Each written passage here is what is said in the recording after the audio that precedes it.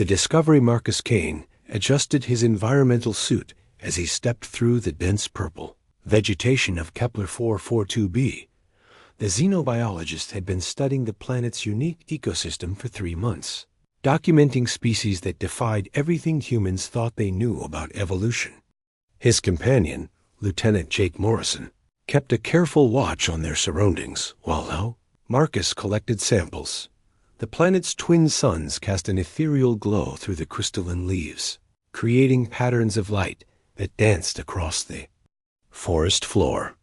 Marcus had discovered that the native flora contained silicon-based compounds that made them shimmer like living gems. It was beautiful, but he knew better than to let his guard down on an alien world. "Marcus, you need to see this," Jake's voice crackled through the comm system.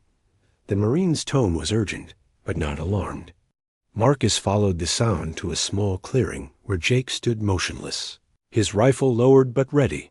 Before them lay a creature unlike anything in their databases. It resembled a cross between a large feline and a reptile, with scales that shifted color like an aurora. The creature was massive, easily 8 feet long, with 6 legs and a distinctive crest of bioluminescent spines running along its back. But what caught Marcus's attention wasn't the mother creature, it was the small, injured cub beside her dot. The youngster had been caught in what appeared to be an energy snare, its leg trapped by bands of crackling blue light. The device was clearly artificial, bearing the harsh geometric patterns that characterized Vorthan hunting technology. The Vorthans were a species known throughout the galaxy for their ruthless hunting practices, taking trophies from sentient and non-sentient species alike. The mother creature, which Marcus mentally dubbed a prison cat for its color-shifting abilities, was pacing frantically around her trapped offspring. Her scales flickered between deep red and orange, colors that Marcus instinctively recognized as distress signals. She had tried to break the snare, but the energy field was designed to resist physical interference. "Those are Vorthan energy snares," Jake observed, his military training allowing him to identify the technology. "They're probably planning to come back for both of them. Mother will exhaust herself trying to free the cub, making her an easy target." Marcus studied the situation carefully. The Vorthans were notorious for their cruelty, often keeping creatures alive for extended periods to tenderize them before the final hunt. The energy snare was designed to cause pain without permanent damage, ensuring the prey remained fresh. The mother creature suddenly noticed the 2 humans.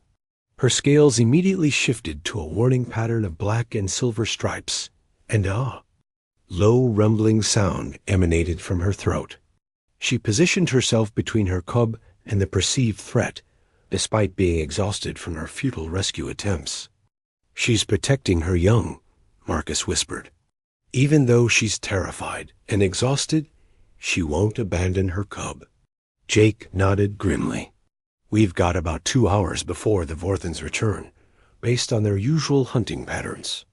Question is, what do we do about it?" The decision Marcus examined the energy snare more closely, his scientific mind racing through possibilities. The device was sophisticated, designed to adapt to different types of interference. However, every technology had weaknesses, and Marcus had spent years studying Vorthan equipment recovered from their hunting expeditions. "Jake, I need you to create a distraction," Marcus said, pulling out his portable analysis kit. "Keep the mother focused on you while I work on the snare. Don't threaten her. Just stay visible so she doesn't panic about my location." The Marine nodded and began moving slowly around the clearing's perimeter. The prison cat's attention immediately locked onto him, her scales shifting to a more intense warning pattern. She made clicking sounds that seemed to be some form of communication, possibly calling to her cub for reassurance. Marcus approached the trapped youngster from the side, moving with deliberate, non-threatening gestures. The cub was about the size of a large dog, its scales a softer version of its mother's coloration. When it saw Marcus, it made a sound that was almost like a purr, though with harmonic overtones that suggested a more complex vocal structure. "Easy. There, little one," Marcus murmured, knowing the creature wouldn't understand his words, but hoping his tone would convey peaceful intentions. He began scanning the energy snare with his equipment, mapping its frequency patterns and power distribution. The device was more complex than he'd initially thought. It wasn't just a simple restraint. It was designed to study the captured creature, analyzing its biology and behavior patterns. The Vorthans weren't just hunters, they were collectors, gathering data on every species they encountered. As Marcus worked, he noticed something remarkable. The mother creature had stopped her aggressive, posturing toward Jake, and was now watching Marcus intently. Her scales had shifted to a pattern of blue and green that seemed almost curious. She was intelligent enough to recognize that Marcus was trying to help her cub. "This is incredible," Marcus whispered into his comm. "She's not just reacting on instinct. She's evaluating our intentions and making decisions based on our behavior. This species is far more intelligent than we initially thought." The energy snare suddenly shifted its frequency, responding to Marcus's interference. The cub cried out in pain, and the mother's scales immediately blazed with angry red patterns. She took a step toward Marcus, her posture threatening. "Easy, Mama," Marcus said, holding up his hands. "I'm trying to help. The snare is fighting back because it's programmed to prevent tampering. I need to find the right frequency to disrupt it without hurting your baby." As if understanding his words, the mother creature stopped her advance. Her scales shifted to a watchful pattern of deep purple and gold. She began making soft clicking sounds to her cub, who responded with similar vocalizations. Marcus realized he was witnessing a conversation between mother and child, with the mother presumably explaining that the strange creature was trying to help. "Jake, we've got movement on the horizon," the Marine reported. 3 Vorthan speeders, heading this way. They're about 30 minutes out. Marcus felt his heart rate increase. The Vorthans were returning earlier than expected, probably alerted by the snare's tampering signals. He had to work faster, but one wrong move could seriously injure or kill. The cub. "I need more time," Marcus said, his fingers flying over his analysis equipment. "The snare's adaptive programming is more sophisticated than anything I've seen. It's learning from my attempts to disable it." The mother creature seemed to sense the urgency. She moved closer to Marcus, her scales now showing a pattern of alternating blue and white that he interpreted as trust. She lowered her massive head near the snare, as if offering to help. "What are you thinking, girl?" Marcus wondered aloud. Then he noticed something extraordinary. The mother's bioluminescent spines were beginning to glow in a specific pattern, and the energy snare was responding to it. The alliance, the mother creature's spines pulsed with a rhythm that seemed to interfere with the snare's energy field. Marcus quickly adjusted his scanner to analyze the frequency she was generating. The readings were unlike anything he'd encountered. A bioelectric field that operated on multiple harmonics simultaneously. "She's not just trying to break the snare," Marcus realized. "She's communicating with it. This species has evolved bioelectric abilities that can interface with technology." The cub's pain seemed to lessen as its mother's spines continued their rhythmic pulsing. The energy bands around the young creature's leg flickered, becoming less solid. Marcus saw his opportunity and began working in synchronization with the mother's efforts. "Jake, how much time do we have?" Marcus called out, sweat beading on his forehead despite the suit's climate control. 20 minutes, maybe less," the Marine replied. "The Vorthans are pushing their speeders hard. I can see weapon signatures on my scanner." Marcus made a decision that went against every safety protocol he'd ever learned. He placed his hand directly on the energy snare, allowing his suit systems to interface with the alien technology. The feedback was immediate and painful, but it also gave him direct access to the device's control systems. The mother creature's eyes widened, and her scales shifted to a pattern of silver and gold that seemed to express surprise and respect. She increased the intensity of her bioelectric field, and Marcus felt the snare's defenses beginning to weaken. "I've got it," Marcus gasped as the energy bands finally dissolved. The cub immediately scrambled to its feet, running to its mother's side. Their reunion was touching, with both creatures nuzzling and making soft sounds of relief. But their celebration was short-lived. The sound of approaching vehicles filled the air, and Jake's voice came through the cum with urgency. "Marcus, we need to move. The Vorthons are here." 3 sleek hunting vehicles emerged from the forest, their pilots clearly surprised to find their traps disabled and their prey free. The lead vehicle's occupant, a tall humanoid with scaled skin and predatory eyes, stepped out with a weapon. That looked like a cross between a rifle and a harpoon. "Humans," the Vorthon hunter said in accented standard, "you have interfered with our hunt. This is not your world, and these are not your creatures." Marcus stood protectively near the mother, and cub, his hand moving to his sidearm. Jake had already taken position behind a large crystal formation, his rifle trained on the hunters. "These creatures are under the protection of the Galactic Wildlife Preservation Treaty," Marcus replied, hoping his knowledge of interspecies law would buy them time. "Your hunting practices violate at least 12 provisions of the agreement." The Vorthon leader laughed, a sound like breaking glass. "The treaty only applies to worlds claimed by treaty signatories. This planet belongs to no one. It belongs to them," Marcus said, gesturing to the prism cats. "They're intelligent beings with clear evidence of social structure and communication. That makes them a protected species under Article 7 of the Sentient Rights Declaration." The Vorthons exchanged glances, clearly not expecting legal arguments from what they assumed were simple explorers. The delay gave Marcus time to notice something remarkable happening behind him.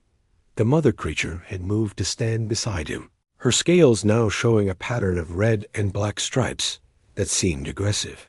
She was positioning herself as his ally, not just protecting her cub, but also the human who had helped free it. More importantly, her calls into the forest were being answered. Other prism cats were emerging from the crystalline undergrowth, their scales displaying various warning patterns. The hunters had stumbled into a much larger situation than they'd anticipated. "It appears you're outnumbered," Marcus said with growing confidence. "I suggest you leave this world and find your trophies elsewhere." The Vorthon leader's expression darkened, and he raised his weapon. "We do not retreat from primitive mammals and their pets." That's when everything changed. Mother's wrath. The mother creature's response to the Vorthon threat was immediate and devastating. Her scales shifted to a pattern of pure white, and her bioluminescent spines began glowing with an intensity that made the clearing as bright as day. The other prism cats responded in kind, creating a dazzling display of bioelectric energy that interfered with the Vorthon's equipment. Marcus watched in amazement as the hunting vehicle systems began failing. The energy weapons powered down, communication devices sparked and died, and even the speeder's engines began stuttering. The prism cats had evolved not just bioelectric abilities, but the capacity to generate coordinated electromagnetic pulses. "Impossible," the lead Vorthon gasped, staring at his useless weapon. "No primitive species could possess such capabilities." "You made a mistake," Marcus said, stepping forward. "You assumed these creatures were primitive because they don't build cities or spaceships, but intelligence takes many forms." The mother creature moved to stand directly in front of Marcus, her massive form serving as a living shield. Her scales had now taken on a pattern that seemed to shift and flow like liquid metal, creating an almost hypnotic effect. Marcus realized she was displaying her species equivalent of battle colors. Jake emerged from his cover, his rifle still functional thanks to its hardened military-grade electronics. "Marcus, we need to call for backup." The Vorthans will return with better equipment. But the mother creature had other plans.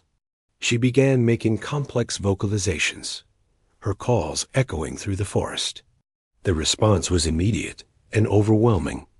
Dozens of prism cats emerged from the crystalline undergrowth, some even larger than the mother. They formed a perfect circle around the clearing, their combined bioelectric field creating a barrier that made the air itself shimmer. They're organized, Marcus breathed.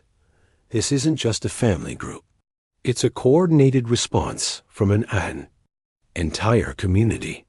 The largest of the newcomers, a magnificent creature with scales that seemed to contain entire galaxies of color, approached the lead Vorthan.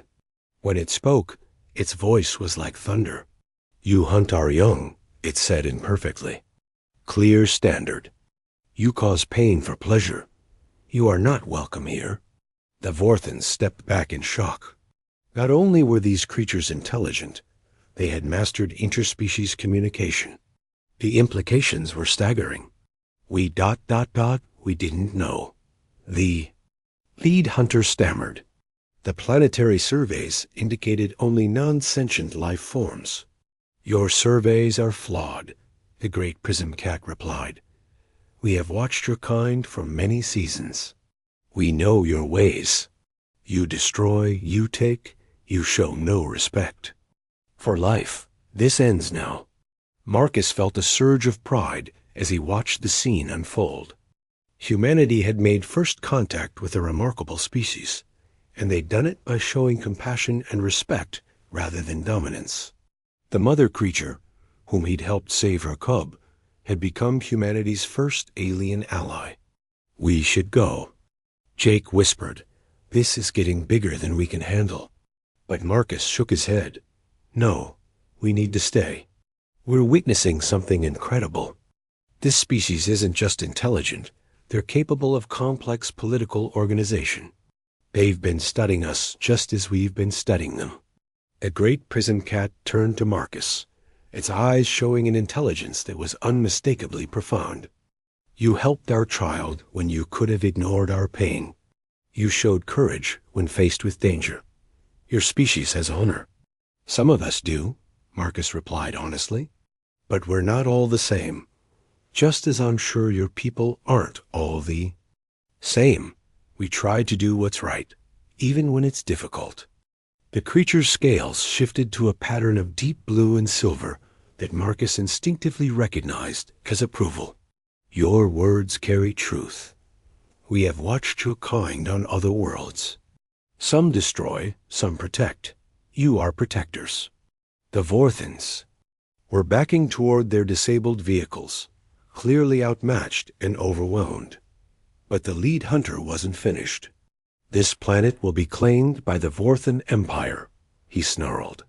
"Your primitive creatures cannot stand against our technology." The mother creature's response was swift and decisive. She moved faster than anything her size should have been able to, covering the distance to the Vorthan in a single bound. Her scales blazed with angry red patterns as she loomed over the hunter. "Tell your empire," she said in a voice like controlled thunder, "that Kepler 442b is under the protection of the Vrextai Collective. We have allies now. We will not be hunted." The new alliance.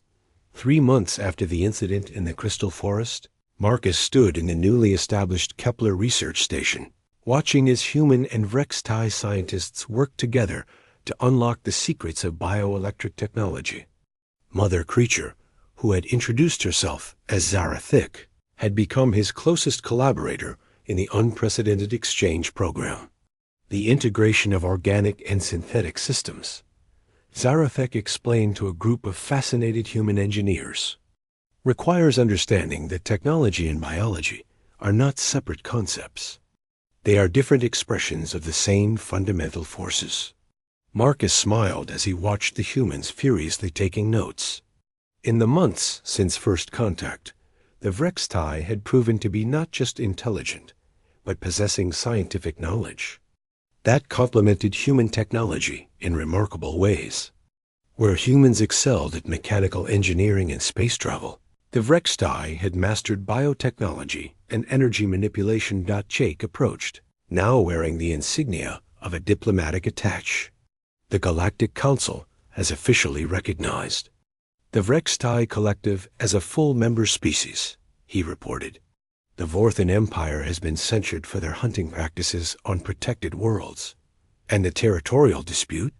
Marcus asked. Resolved in favor of the Vrextai.